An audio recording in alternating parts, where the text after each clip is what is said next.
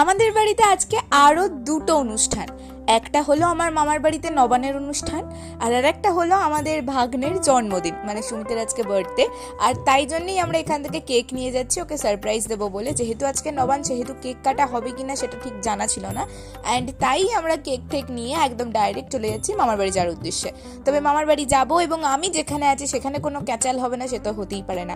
হ্যাঁ, আমরা প্রায় আধ ঘন্টা জ্যামে আটকে ছিলাম। যাই হোক, তারপরে আমরা বেরিয়ে পড়েছি মামার বাড়ি যাওয়ার উদ্দেশ্যে।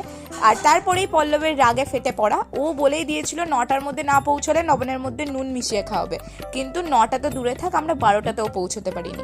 যাই হোক, পৌঁছেই দেখি দিদা এখানে রান্না করতে বসে গেছে, আর হাজারটা কথা শোনানো আমাদের হয়ে গেছে।